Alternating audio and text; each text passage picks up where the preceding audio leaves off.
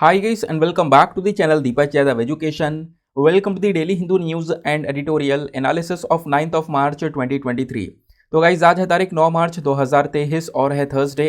देखेंगे आज के द हिंदू कंप्लीट न्यूज़पेपर को एनालाइज करेंगे। बट लेक्चर में आगे बढ़ने से पहले अगर आप लोगों को इस लेक्चर का पीडीएफ चाहिए तो क्या करना है, सबसे पहले डाउनलोड करना है टेलीग्राम और वहां पर जाकर सर्च बॉक्स में लिखना दीपक यादव एजुकेशन यूपीएससी। आपको ये वाला चैनल मिल जाएगा। यहाँ से आप डेली बेसिस पर इस लेक्चर के पीडीएफ को डाउनलोड कर पाओगे। साथ ही साथ में अगर आप मेरे साथ में पर्सनली कनेक्ट करना चाहते हो तो उसके लिए इंस्टाग्राम पे जा सकते हो और वहाँ पर जाकर फिर से आपको दीपक यादव एजुकेशन लिखना होगा। 11,000 से ज़्यादा लोग मेरे साथ में जुड़े हुए हैं, आप भी मेरे साथ में पर्सनली जुड़ सकते हो। सेशन को स्टार्ट करने से पहले मैं आपको बता दूं, आज का जो न्यूज़पेपर है वो पब्लिश नहीं हुआ है, इसी वजह से जो डिस्कशन है वो कुछ इस प्रकार से चल रहा है। तो द हिंदू न्यूज़पेपर या फिर इंडियन एक्सप्रेस हो गया, ये दोनों के दोनों आज पब्लिश नहीं हुए हैं। रीज़न क्या है, तो आप यहाँ पे द हिंदू का ये एक तरीके से ऑफिशियल जो इन्होंने एक पोस्ट डाला है उसमें आप देख सकते हो। बोला गया है कि जो 9 मार्च है यानी कि आज की जो तारीख है, इस दिन द हिंदू का जो न्यूज़पेपर है वो पब्लिश नहीं होगा क्योंकि होली की वजह से। कल होली थी, इसी वजह से आज यहाँ पर इस न्यूज़पेपर नहीं आया है। हर साल ऐसा ही होता है। तो जब न्यूज़पेपर्स नहीं आए हैं तो डिस्कशन किस चीज़ का होगा, तो कुछ अलग अलग न्यूज़पेपर के इंपॉर्टेंट आर्टिकल्स को हम यहाँ पर लेकर आए हैं और आप लोग ध्यान रखना, वीडियो को अच्छे से सुनना है क्योंकि इंपॉर्टेंट है। दूसरा, वीडियो के लास्ट में आपको एक टेस्ट दिया गया है ना। जैसे आपको डेली बेसिस पर मॉर्निंग में एमसीक्यूज़ मिलते हैं ना, वैसे आपको एमसीक्यूज़ मिल जाएंगे। तो पूरे लेक्चर को अच्छे से सुनना और लास्ट में उन एमसीक्यूज़ को अटेम्प्ट करना। आपके अंदर एक कॉन्फिडेंस आएगा कि हाँ यार, आज का वीडियो कितना रेलिवेंट है और काफ़ी सारी चीज़ें मैं सीखा हूँ और अगर यहाँ से कोई क्वेश्चन आता है तो मैं इस तरीके से सॉल्व कर सकता हूँ। चलो आप बिना कोई देरी करे स्टार्ट करते हैं डिस्कशन को। सबसे पहले आर्टिकल में हमने डिस्कस करना है वर्ल्ड वाइल्ड लाइफ डे 2023 के बारे में। तो अभी 2023 का जो वर्ल्ड वाइल्ड लाइफ डे है ये चर्चा में है। पहले तो हम समझेंगे आखिरकार न्यूज़ क्या है। तो खबर ऊपर आपको देखने को मिलेगी, बाकी जो एग्जामिनेशन में पूछा जाएगा वो डेटा आपको नीचे देखने को मिलेगा। ऐसा ही पैटर्न हर एक आर्टिकल में रखा गया है। तो न्यूज़ यह है कि जो वर्ल्ड वाइल्ड लाइफ डे है ना, इसको हम हर साल 3 मार्च को सेलिब्रेट करते हैं और इस बार भी सेलिब्रेट किया गया। हालांकि आज 9 मार्च हो चुकी है, थोड़े दिनों बाद डिस्कस कर रहे हैं, लेकिन हमने इसको मिस कर दिया तो इस वजह से आज हमने इसको कवर कर लिया है। तो 3 मार्च को हर साल वर्ल्ड वाइल्ड लाइफ डे को सेलिब्रेट किया जाता है। अच्छा, इसके पीछे का रीज़न क्या है? रीज़न यहाँ पर यह है कि जितना भी यहाँ पर दुनिया भर में अलग अलग कह सकते हो पेड़ पौधों की प्रजातियाँ प्रेजेंट हैं, अलग अलग जानवरों की प्रजातियाँ प्रेजेंट हैं, उनकी कैसे सुरक्षा करनी है, उनका सुरक्षा करना कितना ज़्यादा इम्पॉर्टेंट है ना, उनकी रक्षा करना का कितना बड़ा महत्व हो सकता है, उसको लेकर जागरूकता फैलाने का काम किया जाता है 3 मार्च को। और इसी वजह से हम लोग यहाँ पर क्या करते हैं, वर्ल्ड वाइल्ड लाइफ डे को सेलिब्रेट करते हैं ताकि लोगों को पता चले, इसका इंपॉर्टेंस लोग समझें। ठीक है, तो ये तो आपने न्यूज़ समझा। अब वर्ल्ड वाइल्ड लाइफ डे के बारे में थोड़ी बहुत बातें जान लेते हैं। सबसे पहली चीज़, ये एक यूनाइटेड नेशन इंटरनेशनल डे है। इंटरनेशनल लेवल पर यहाँ पर इसका सेलिब्रेशन चलता है और हम इस चीज़ को सेलिब्रेट करते हैं कि दुनिया भर में जितने भी ये वाइल्ड एनिमल्स हैं या प्लांट्स हैं, इनका कंट्रीब्यूशन कितना ज़्यादा बढ़ा है हमारे प्लानिट के ऊपर में। ठीक है, तो हर साल 3 मार्च को सेलिब्रेट किया जाता है। अच्छा, ये जो डेट है, आखिरकार इसी डेट को क्यों चूज़ किया गया? क्योंकि इस डेट के दिन हुआ ये था, लगभग 1973 की बात है।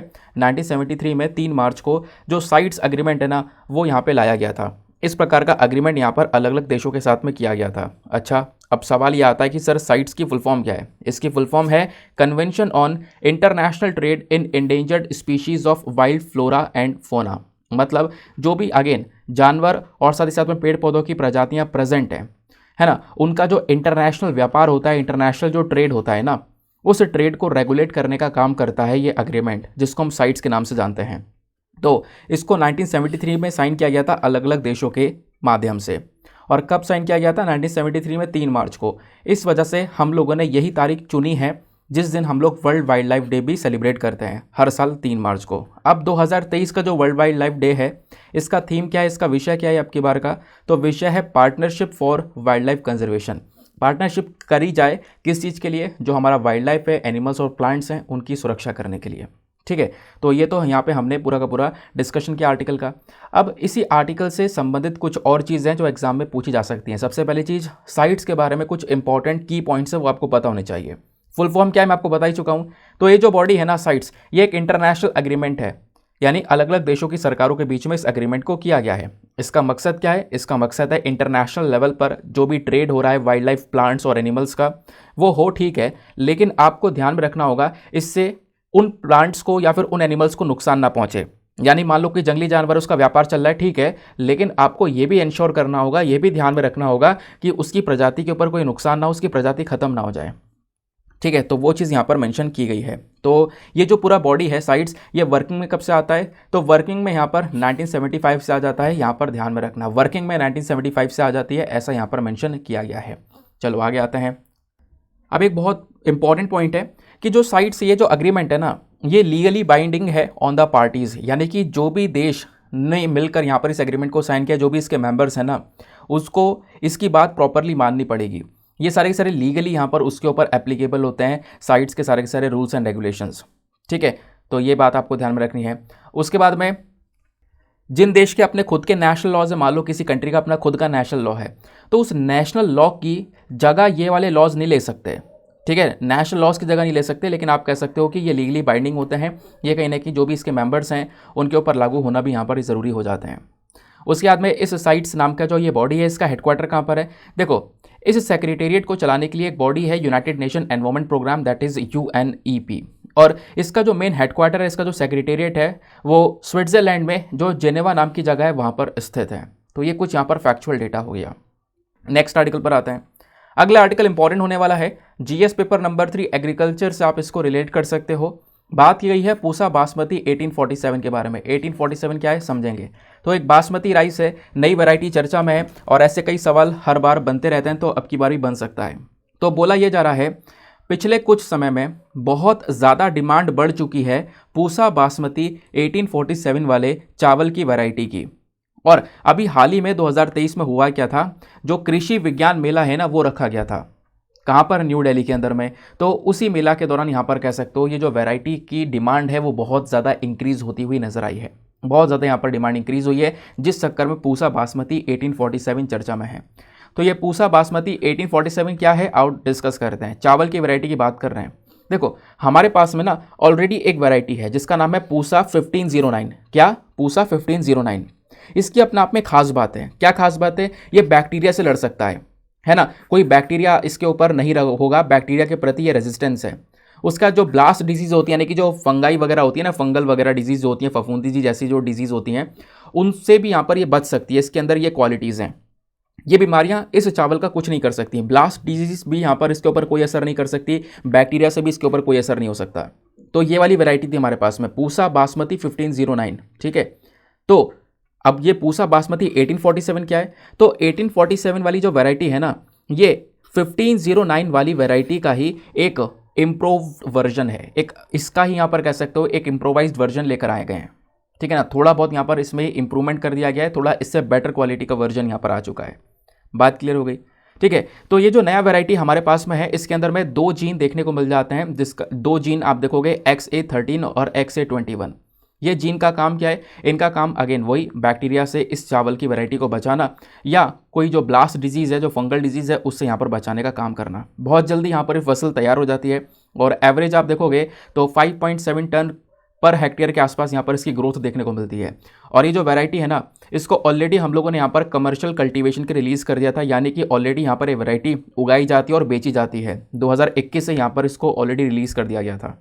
अच्छा, जो बासमती वाले चावल होता है ना, इसमें अपने आप में एक यूनिकनेस होती है, एक अलग सी बात होती है बाकी सारे चावल के कंपैरिजन में, क्योंकि बासमती राइस को हम हिमालयन वाले जो रीजन है वहाँ पर ग्रो करते हैं, ठीक है। और इसका साइज़ जो होता है बासमती चावल का थोड़ा लंबा होता है, आपने देखा होगा। बाकी आप नॉर्मल साइज़ का चावल देखोगे तो छोटा होता है, लेकिन बासमती साइज़ जो है थोड़ा सा लंबा चावल देखने को मिलता है।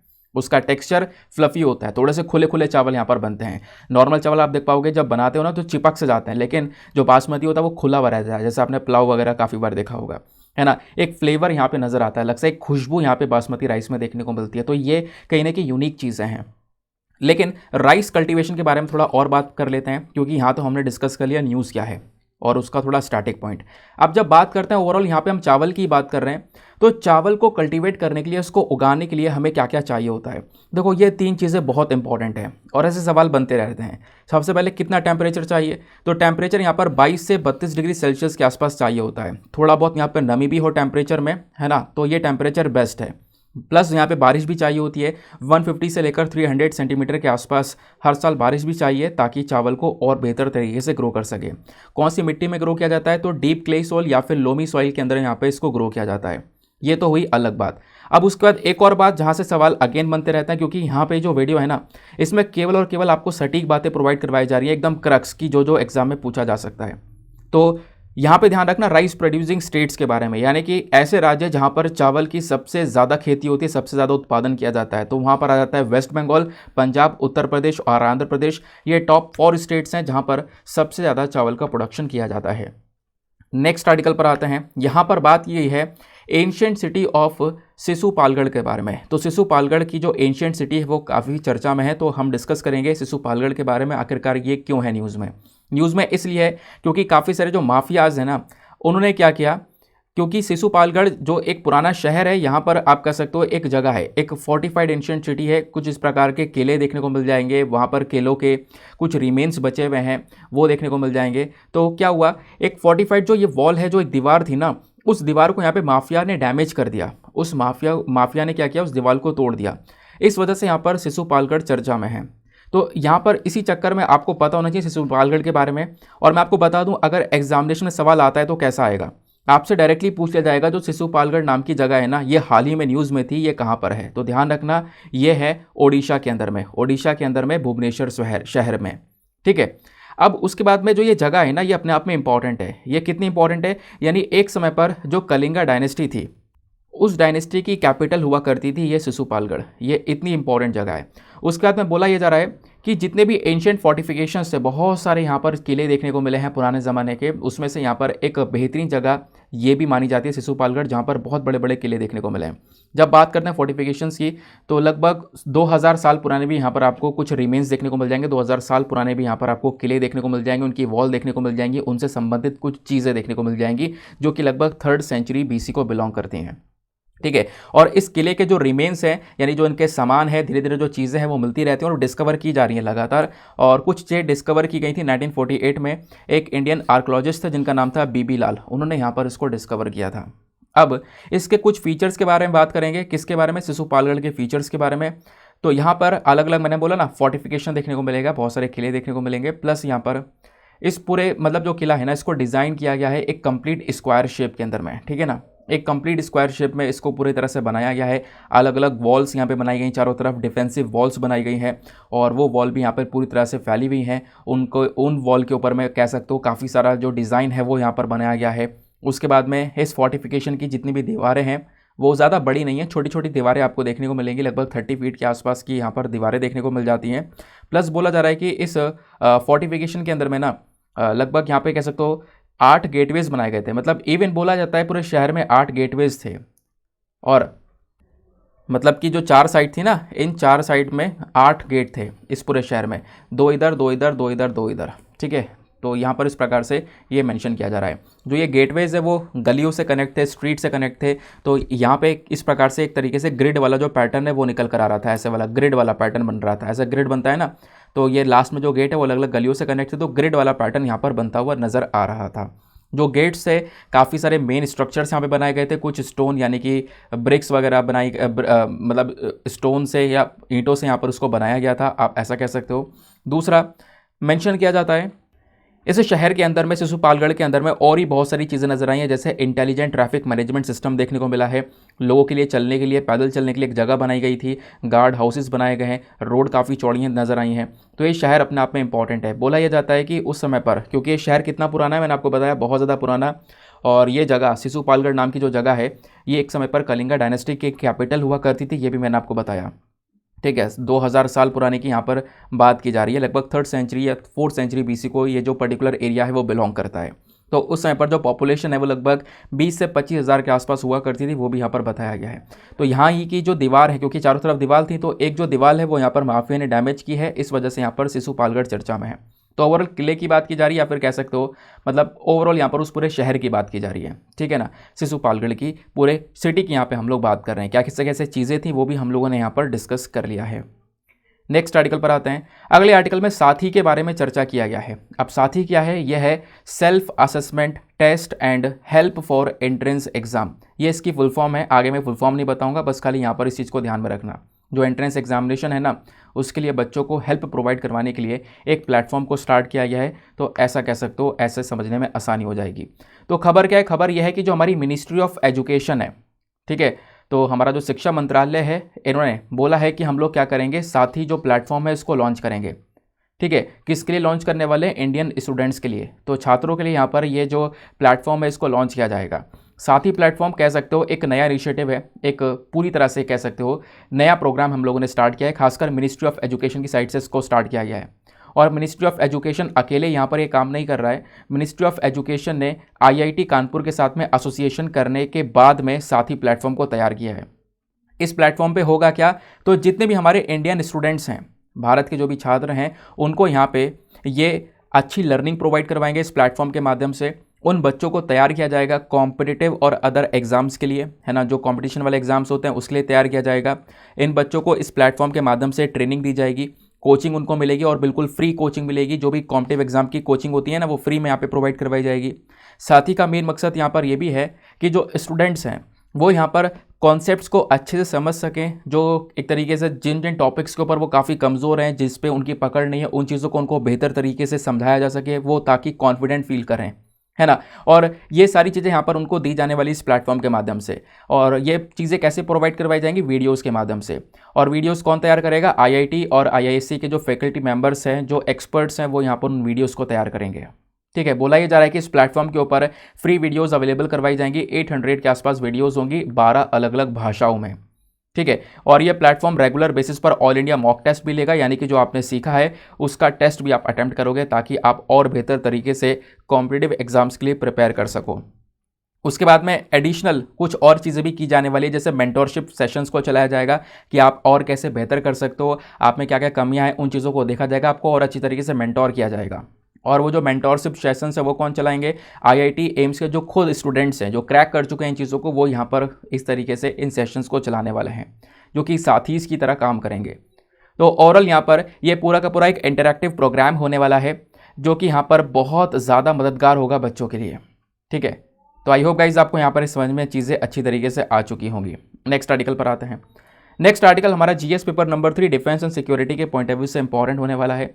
यहाँ पर बात की गई है एक्सरसाइज शिन्यूमेत्री के बारे में। ठीक है, केंद्राज लगा हुआ है, इसको हटा देना। एक्सरसाइज शिन्यूमेत्री के हम बारे में बात करेंगे। कल भी हमने डिस्कस किया था और आज भी यहाँ पर एक आर्टिकल आया, तो हम थोड़ा सा इसके बारे में चर्चा करने वाले हैं।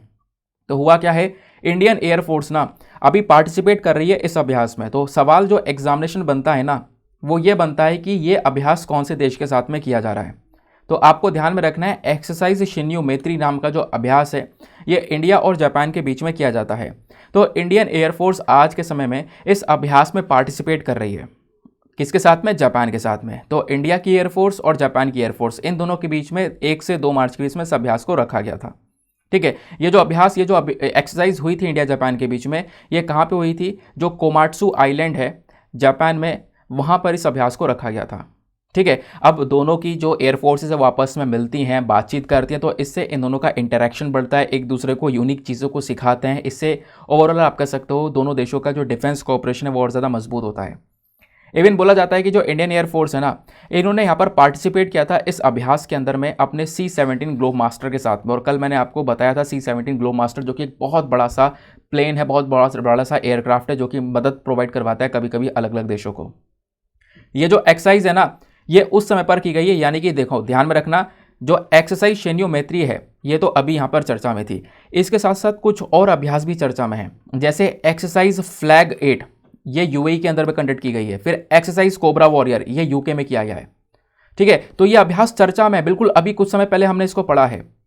लेकिन उसके साथ साथ मैं आपको अलग से ये भी बताना चाहूँगा, क्योंकि ये जो शिन्यूमेत्री अभ्यास है ये इंडिया जापान के बीच में हुआ था, तो इंडिया और जापान के बीच में और भी कई सारे अभ्यास होते हैं, जैसे मालाबार एक्सरसाइज।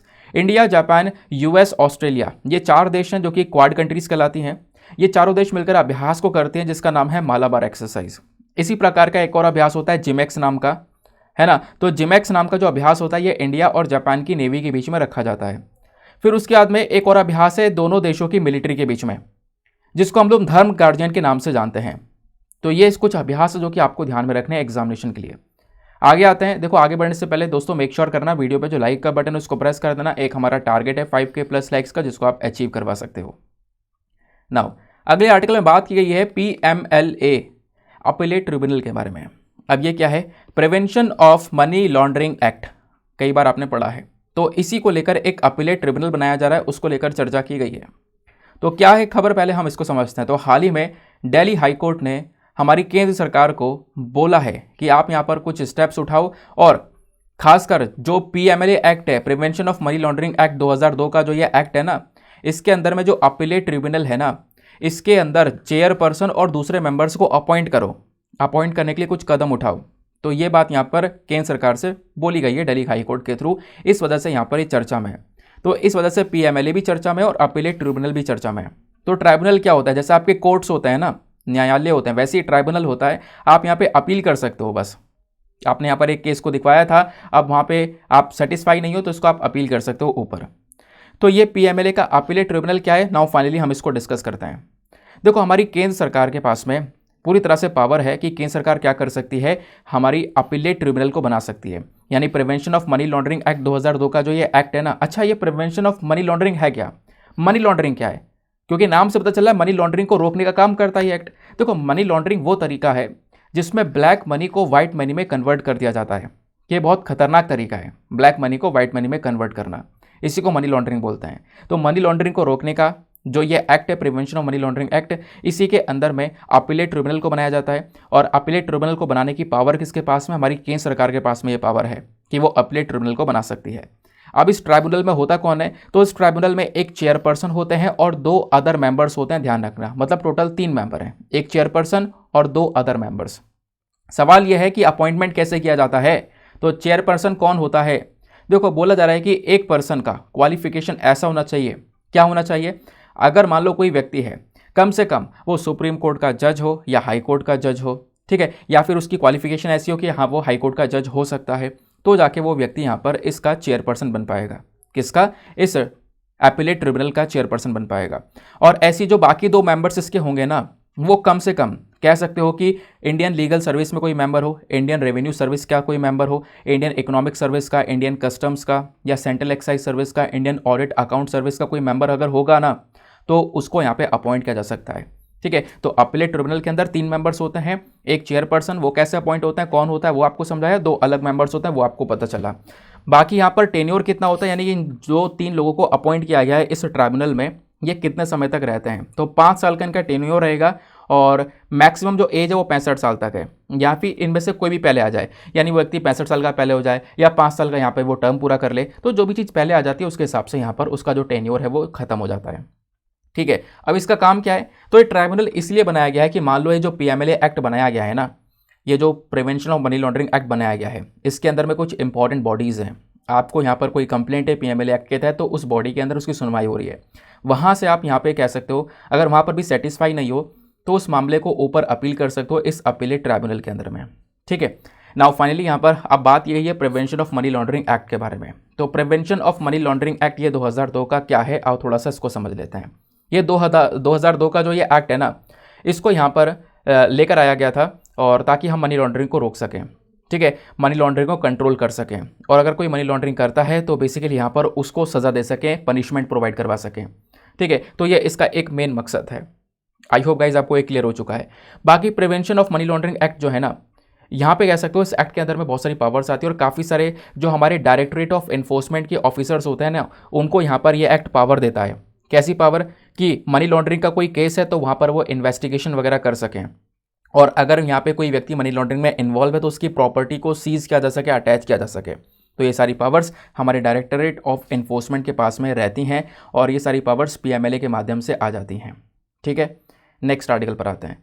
अगले आर्टिकल में हम डिस्कशन करेंगे अपने थंबनेल वाले टॉपिक का। थंबनेल में जो आपने आर्टिकल देखा है ना 13th सेंचुरी वाले टेम्पल का, तो उसको लेकर भी काफ़ी सारे न्यूज़ आर्टिकल पब्लिश हुए हैं। आपने पढ़ा भी होगा, द हिंदू के अंदर भी आर्टिकल पब्लिश हुआ था।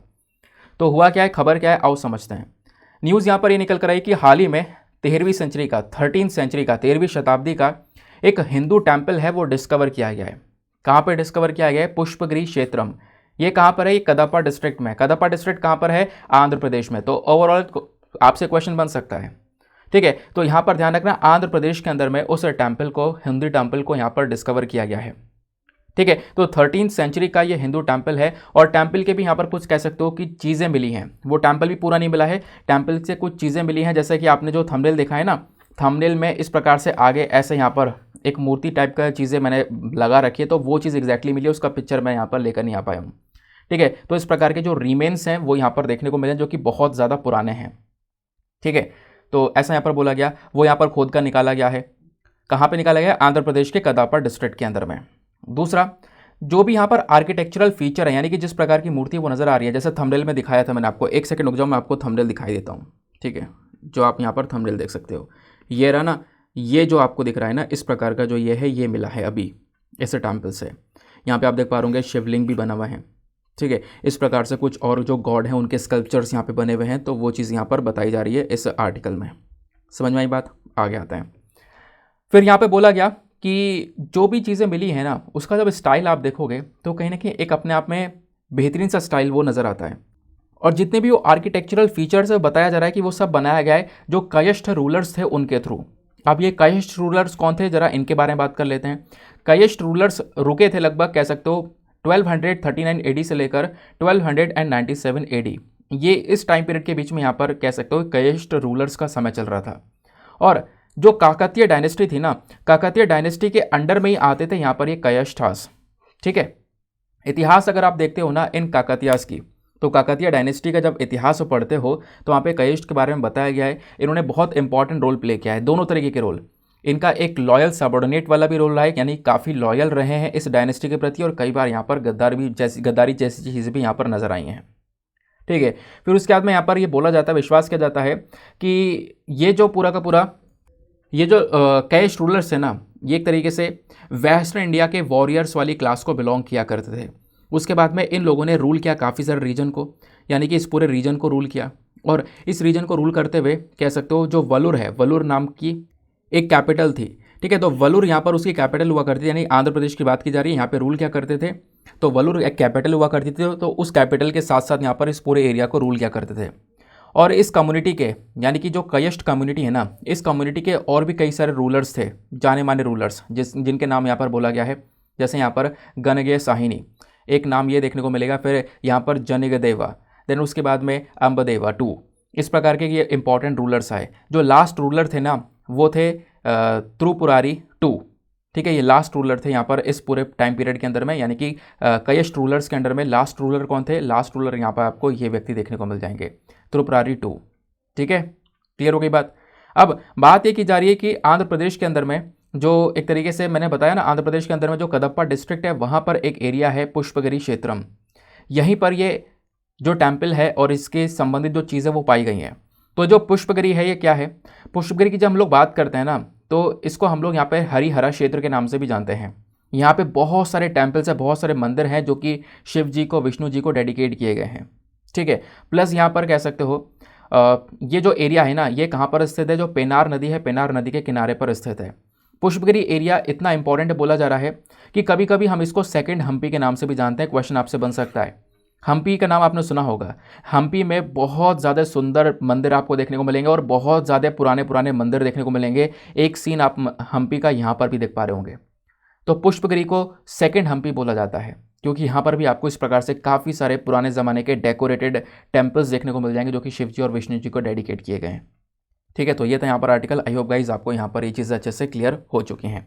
नाउ फाइनली जो भी डिस्कशन हमने किया है, अब फटाफट उसको टेस्ट करने का समय है। मैंने अब क्या करना है, आप लोगों को पहले मैं प्रीलिम्स के क्वेश्चन दूंगा, ठीक है। जो भी आपने कुछ पढ़ा है ना इस पूरे वीडियो में, उसको आप आराम से सॉल्व कर सकते हो। पहले मैं आपको लाइन से सारे क्वेश्चंस बताता हुआ चलूंगा, फिर उसके बाद में आप लाइन से सारे आंसर्स बताना, फिर लास्ट में आपको सारे आंसर्स बताऊंगा, जिससे आप वापस से रीमैच कर सकोगे और बता सकोगे कि हम आपका कितना स्कोर आया। नीचे कॉमेंट सेक्शन में अपना स्कोर लिखे बिना मत जाना, ठीक है। चलो, तो पहला क्वेश्चन है साइट्स के बारे में, और साइट्स के बारे में ऑलरेडी मैं आपको बता चुका हूं। फुल फॉर्म क्या है? Convention on international trade in endangered species of wild flora and fauna. तो ये जो साइट्स नाम की बॉडी है ना, इसको लेकर दो स्टेटमेंट्स दिए गए हैं, बताना है कौन सा स्टेटमेंट सही है। पहला स्टेटमेंट, ये एक लीगली बाइंडिंग इंटरनेशनल एग्रीमेंट है बिटवीन द गवर्नमेंट्स। अलग अलग सरकारों के बीच में अग्रीमेंट किया गया है, ठीक है, और लीगली बाइंडिंग है, यानी कि ये पूरी तरह से माना जाएगा। जो भी यहाँ पर कंट्री साइन कर रही है वो इसके प्रोविजंस को अपने ऊपर इंप्लीमेंट करेगी, लागू करेगी। दूसरा स्टेटमेंट बोलता है कि साइट्स का जो सेक्रेटेरिएट है, इसको जो यूनाइटेड नेशन एनवायरमेंट प्रोग्राम है वो तो यहाँ पर देखता है, लेकिन जो मेन हेडक्वार्टर इसका वो कहाँ पे स्थित है? स्विट्जरलैंड के अंदर में, जिनेवा में, ठीक है। तो बताओ कौन सा स्टेटमेंट सही है साइट्स के रिगार्डिंग। नीचे आपको ऑप्शन दिए गए हैं, option A 1 only, option B 2 only, option C दोनों सही है, या फिर ऑप्शन डी दोनों के दोनों गलत हैं। नेक्स्ट क्वेश्चन पर आते हैं।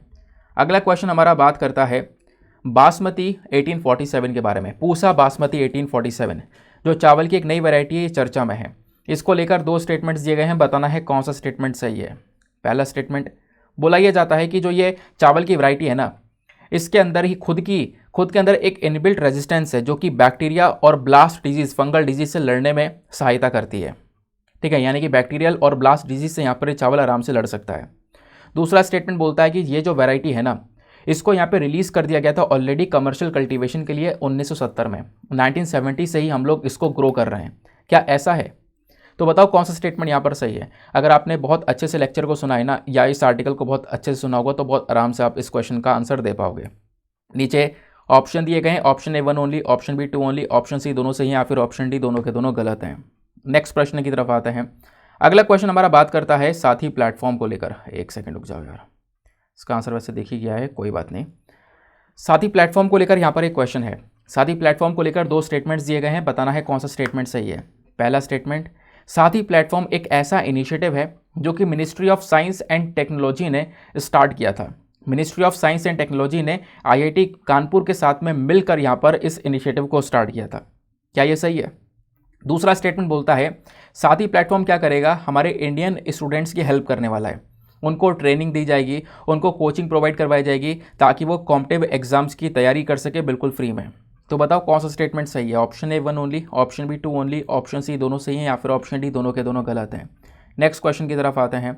अगला प्रश्न हमारा आ जाता है यहाँ पर, जो कि बात करता है PMLA अपीलेट ट्रिब्यूनल के बारे में, यानी prevention of money laundering act appellate tribunal को लेकर है, ठीक है। तो इसको लेकर 2 स्टेटमेंट्स दिए गए हैं, बताना है कौन सा स्टेटमेंट सही है। पहला स्टेटमेंट बोलता है कि जो हमारी केंद्र सरकार है, हमारी केंद्र सरकार के पास में मेन पावर है कि वो prevention of money laundering act 2002 के तहत एक अपीलेट ट्राइब्यूनल को बना सकती है, सेटअप कर सकती है। दूसरा स्टेटमेंट, इस ट्राइब्यूनल के अंदर में एक तो चेयरपर्सन होते हैं और 10 अदर मेंबर्स होते हैं। क्या ये सही बात है? बताओ इसको देखते हुए कौन सा स्टेटमेंट सही है। Option A 1 only, option B 2 only, option C दोनों सही हैं, या फिर ऑप्शन डी दोनों के दोनों गलत हैं। नेक्स्ट क्वेश्चन की तरफ आते हैं। अगला क्वेश्चन जो है हमारा काफ़ी इंपॉर्टेंट होने वाला है। यहाँ पर बात की गई है कायस्थास के बारे में। अभी हमने डिस्कस किया था कायस्थास के बारे में। तो कायस्थास को लेकर यहाँ पर 2 स्टेटमेंट्स दिए गए हैं, बताना है कौन सा सही है। पहला स्टेटमेंट, जो ककतिया डायनेस्टी थी ना, उसी के सबॉर्डिनेट थे, उसी के अंडर में यहाँ पर ये आया करते थे। दूसरा स्टेटमेंट, इन लोगों ने यहाँ पर एक रीजन को रूल किया था, जो एक तरीके से जो वलूर है ना, वलूर यहाँ पर एक कैपिटल हुआ करती थी। वलूर जो कैपिटल हुआ करती थी, कैपिटल होने के साथ साथ यहाँ पर उस जो रीजन है उसको यहाँ पे पूरी तरह से उन्होंने रूल किया था। तो यहाँ पर बताना है क्या ये सही बात है, कौन सा स्टेटमेंट यहाँ पर सही है। Option A 1 only, option B 2 only, option C दोनों सही हैं, या फिर ऑप्शन डी दोनों के दोनों गलत है, ठीक है। नीचे कमेंट सेक्शन में आप यहाँ पर इसका आंसर ज़रूर से मेंशन करना। आगे आते हैं नेक्स्ट आर्टिकल की तरफ। फिर उसके बाद में एक छोटा सा क्वेश्चन है। क्वेश्चन क्या है, शिशुपालगढ़ यहाँ पर एक एंशिएंट शहर है, ये कहाँ पर, ये कौन से राज्य में स्थित है, आपको बताना है। Option A Assam, option B Odisha, option C Rajasthan, या फिर ऑप्शन डी कर्नाटका। आगे आते हैं उसके बाद में नेक्स्ट क्वेश्चन की तरफ। अगला क्वेश्चन बात करता है एक्सरसाइज शिन्यूमेत्री नाम का जो यह अभ्यास है, ये कौन से 2 देशों के बीच में होता है। एक तरफ इंडिया है, दूसरी तरफ कौन सा देश है, जापान, चाइना, फ्रांस या जर्मनी। बताओ नीचे कमेंट सेक्शन में इसका सही उत्तर। फिर उसके बाद में नेक्स्ट क्वेश्चन हमारा बात करता है, अच्छा ये क्वेश्चन यहाँ पर है आपके होमवर्क के लिए, ठीक है। क्या बात करते हैं, श्वेत के बारे में। कल मैंने श्वेत इनिशिएटिव के बारे में आपको पढ़ाया था, याद होगा। तो श्वेत इनिशिएटिव हाल ही में न्यूज़ में देखने को मिला है। बताना है कौन सी मिनिस्ट्री के अंदर में इस इनिशिएटिव को रखा गया है। Ministry of commerce industry, ministry of finance, ministry of home affairs, या फिर इनमें से कोई नहीं। ज़रा नीचे कॉमेंट सेक्शन में इसका आंसर आप लोग खुद से दोगे। नाउ फाइनली यहाँ पर ये तो सारे के सारे हो गए हमारे क्वेश्चंस। अब इसके आंसर देखते हुए चलते हैं। लास्ट वाले क्वेश्चन से ही मैं आपको सारे आंसर्स बताता हुआ चलूँगा। फिर आपने यहाँ पर क्या करना है, रीमैच कर नीचे कमेंट सेक्शन में लिखना है कि आपने कितने क्वेश्चन सही किए हैं। तो जो आखिरी क्वेश्चन आपसे पूछा गया था वो था एक्सरसाइज शेन्योमेट्री को लेकर। तो एक्सरसाइज शेन्योमेट्री जो है ना, ये कौन से दो देशों के बीच में होती है? तो एक तरफ इंडिया है, दूसरी तरफ जापान है। इंडिया जापान के बीच में इस अभ्यास को किया जाता है, ठीक है। फिर अगले क्वेश्चन आपसे पूछा गया था, एक एंशियंट शहर है शिशुपालगढ़ नाम का, ये कौन से राज्य में स्थित है? तो ऑप्शन नंबर बी ओडिशा में स्थित है। अभी आपने यहाँ पर पढ़ा था इसके बारे में। फिर आपसे पूछा गया कैशठास के बारे में। तो कैशठास की जब हम लोग बात करते हैं, जो इनको लेकर जो दो स्टेटमेंट दिए गए हैं, बताना है कौन सा स्टेटमेंट सही है। तो दोनों के दोनों स्टेटमेंट सही हैं बिल्कुल। यहाँ पर ककतिया डायनेस्टी के अंदर में सबऑर्डिनेट थे ये, प्लस यहाँ पर इन्होंने एक रीजन को रूल किया, मतलब कि एक तरीके से कह सकते हो कि वलूर जो है ना, एक कैपिटल हुआ करती थी रीजन की, और वलूर कैपिटल होने के साथ साथ पूरे रीजन को यहाँ पर उन्होंने रूल किया है। तो that is why option C both 1 and 2 is the correct answer. फिर अगले क्वेश्चन में आपसे पूछा गया था prevention of money laundering act appellate tribunal को लेकर। तो इसको लेकर दोनों स्टेटमेंट दिए गए हैं, बताना था कौन सा सही है। तो पहला स्टेटमेंट सही है, दूसरा गलत है, क्योंकि बिल्कुल इस पीएमएलए एक्ट के तहत हमारी सेंट्रल गवर्नमेंट को केंद्र सरकार के पास में पावर आ जाती है कि केंद्र सरकार एक अपीलेट ट्रिब्यूनल को सेटअप कर सकती है, ठीक है। तो पहला स्टेटमेंट हो गया करेक्ट। दूसरा स्टेटमेंट आप देख पाओगे, तो ये जो ट्राइब्यूनल है इसके अंदर में एक चेयरपर्सन होता है, 10 अदर मेंबर होता है। क्या ऐसा है? नहीं, ऐसा नहीं है। बताओ नीचे कमेंट सेक्शन में। चलो चेयरपर्सन तो एक होता है, ठीक है, लेकिन मेंबर्स कितने होते हैं जरा नीचे कमेंट सेक्शन में बताओ, देखते हैं आपने कितने अच्छे से लेक्चर को सुना है। फिर अगले क्वेश्चन आपसे पूछा गया था साथी प्लेटफॉर्म को लेकर। साथी प्लेटफॉर्म को लेकर यहाँ पर जो दो स्टेटमेंट्स दिए गए हैं, कौन सा सही है? तो पहला स्टेटमेंट तो गलत है। कहोगे क्यों गलत है यार, बिल्कुल सही तो हमने ये तो पढ़ा था। तो यहीं पे आप ना गलती कर गए। हाँ, पढ़ा तो कुछ ऐसा ही था, लेकिन पहला स्टेटमेंट बोलता है कि साथी प्लेटफॉर्म एक ऐसा इनिशिएटिव है जो कि ministry of science and tech ने एसोसिएशन किया है आईआईटी कानपुर के साथ में, उसके बाद इस प्लेटफॉर्म को लॉन्च किया है। नहीं, ऐसा नहीं है। Ministry of science and tech नहीं है, वो मिनिस्ट्री ऑफ एजुकेशन है। तो मिनिस्ट्री ऑफ एजुकेशन है आईआईटी कानपुर के साथ में मिलकर यहाँ पर इस इनिशिएटिव को लेकर आया है। तो इस वजह से स्टेटमेंट 1 जो हमारा वो हो जाता है रॉन्ग।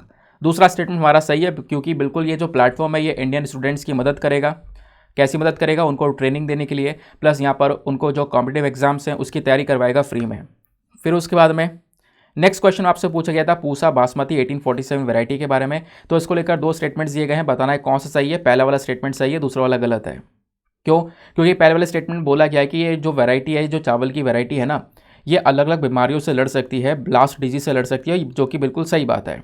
दूसरा स्टेटमेंट आप देख पाओगे तो दूसरा स्टेटमेंट गलत है, क्योंकि आपको बताया गया है ये जो वैरायटी है ना, इसको कमर्शियल कल्टीवेशन के लिए रिलीज़ कर दिया गया था। यह 1970 में रिलीज़ नहीं किया है, 2021 में ही रिलीज़ किया है, तो ज़्यादा पहले रिलीज़ नहीं किया गया है। तो इस वजह से यहाँ पर ये स्टेटमेंट भी हमारा हो जाता है रॉन्ग। फिर उसके बाद में अगला क्वेश्चन आपसे साइट्स को लेकर पूछा गया था कि साइट्स को लेकर कौन सा स्टेटमेंट सही है। तो दोनों के दोनों स्टेटमेंट्स आपको सही देखने को मिलेंगे, क्योंकि अलग अलग सरकारों ने जो एग्रीमेंट को साइन किया है उनके पास में ये एक तरीके से कह सकते हो ऑप्शन ये होता है कि उनको सारी बातें माननी पड़ती हैं, यानी कि साइट्स के जो प्रोविजंस है वो लीगली बाइंड होते हैं इनके ऊपर में। दूसरा स्टेटमेंट, इसका जो सेक्रेटेरिएट है हेडक्वार्टर स्विट्जरलैंड के जेनेवा में है, तो ये भी बिल्कुल सही बात है। तो ऑप्शन सी आपका बोथ 1 and 2 हो जाएगा। तो गाइज़ यहाँ पर ये थे आज के हमारे सारे के सारे आर्टिकल्स और क्वेश्चंस। आई होप आपको यहाँ पर कुछ ना कुछ जानने को मिला है। आज न्यूज़पेपर भले ही ना हो, लेकिन फिर भी हमने काफ़ी कुछ चीज़ें पढ़ ली हैं, ठीक है। ये कहीं ना कहीं आपको एग्जाम में ही बहुत ज़्यादा हेल्प करने वाली है। नाउ मिलते हैं आप लोगों से अगले वीडियो में। आज के लिए bye bye, have a nice day, thank you and जय हिंद।